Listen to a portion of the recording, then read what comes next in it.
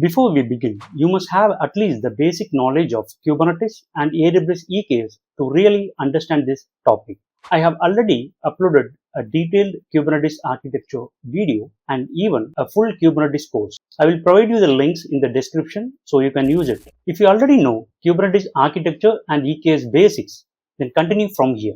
Otherwise, learn from those links first, then come back to this one. A lot of people jump into Amazon EKS and get stuck at one big question: which type of worker nodes should I use? Self-managed EC2, managed node groups, or Fargate. So choosing the wrong one, you will either overspend or your team will still do a lot of manual work even after we moving to the cloud.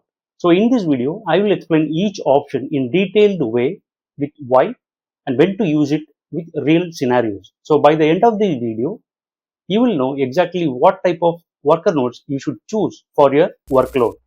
Hello everyone, my name is Selva. You are watching Lanity Guide Tutorials. If you are new to my channel, I have already uploaded a lot of videos on DevOps and cloud, Jenkins, Docker, Kubernetes, Terraform, Ansible, and much more. I have even uploaded full courses for free on YouTube. Check out my video list and make use of it. What are the options we have available for worker nodes in AWS EKS? Worker nodes are the machine where your pods and containers actually run. So the EKS control plane does the main work like API, scheduling, cluster state. But here, actually your application will run on worker nodes. So we don't need to worry about control plane. And to run these worker nodes, AWS gives us a different option to choose how we want to manage them. That's exactly what we are going to compare now. Option 1, self-managed EC2 worker nodes. This is the traditional option we used from the beginning. We create an EC2 auto-scaling group, we choose an EKS compatible AMI and bootstrap that nodes and join them into the cluster. So we do everything end to end. So everything is in our control. First big advantages in choosing this option is full control. So you decide the instance type, OS, AMI, storage, networking, everything. Then customization. If you need special drivers, custom security tools or hardened AMIs, then this is going to be a perfect one. Then cost optimization flexibility. You can even mix with on-demand and Spot instance. You can tune scaling policies and you can use the maximum value of it if you have the skills. Now the disadvantage is, as you manage everything including patching, upgrades, scalings, health checks. So you put a lot of time and efforts to set up and manage your infrastructure. If you are a cloud engineer, then it's fine. But if you are a DevOps engineer or into other domain, you need to focus on other things as well, like development or release. So not only you can always spend time in infrastructure. So you also need strong operational skills in AWS and Kubernetes. If your team or you busy with other areas, then this can become hard. And if you don't monitor this usage properly, cost will be very high because instance will keep on running even when pods are ideal, unless you enable some automation to scale down pods, nodes when it is ideal.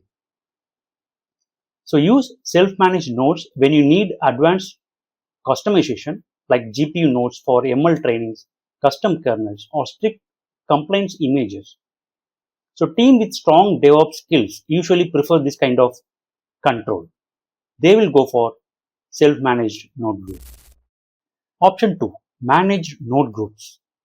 Managed node groups are like AWS still uses EC2 instance, but AWS will take care of 50% of your efforts in managing node groups, like AWS will do provisioning, rolling updates, and easy scaling. When I talk about advantages, biggest benefit of using this AWS managed group is it requires less effort from the team. So AWS handle most of the heavy lifting, as I said before. So they will take care of everything, patching, updates. So it makes our life easier and simple. So you still get EC2 flexibility to choose instance types, AMIs. So you can mix with on-demand and Spot type instance.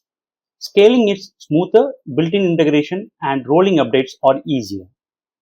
Disadvantages are you get slightly less customization compared to self-managed node group. So some edge cases may not fit for this, as you don't have full control over it. You are still paying for EC2, so for very small and busy workloads, it might be more expensive than going serverless. So choosing managed node groups when you want balanced workloads, like you don't want to manage everything, but you still want EC2 control. This is great for most web apps, API, and standard microservices. Finally, we have AWS Fargate. So this is the serverless option. You don't manage nodes at all. You just run pods. AWS runs for you in the background.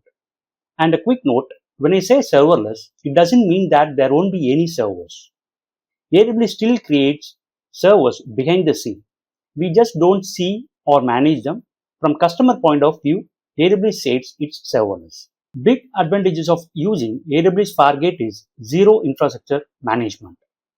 No AMI, no patching, no node scaling. You pay only for the CPU and memory your pods actually use it. It's great for high usage or unpredictable workloads. It's fast to start and very developer friendly. Just focusing on running applications, not servers. When I talk about disadvantages, it has a limited customization. You can't pick instance types or install custom kernel modules. For long running heavy workloads, cost can be higher than EC2. And special hardware like GPU is not supported with Fargate. So choose AWS Fargate for event driven or spiky workloads like batch jobs, periodic tasks, or small microservices where you don't want to manage nodes at all. It's also perfect for new teams who want to set up quickly without infrastructure. How to choose the right node groups? Here is a simple way to decide. If your workload is steady and you want tight cost control and deep customization, go for self-managed EC2 node group. If you want balancing with good control with less maintenance, then go for managed node groups. If your workloads are busty or your team wants zero management, then go for AWS Fargate. Many teams use with a mix of managed node groups for core service, Fargate for batch or unpredictable tasks. That's it for this video. I hope now we have got clear understanding the workloads option available in AWS EKS and the advantages and disadvantages where each one fits in real life. If you found this video is useful, please give a like, share it with your friends and groups. And if you have any doubts or if you want me to make a video on specific topic, let me know in the comment section and subscribe for more knowledgeable content. Thanks for watching. See you in the next video.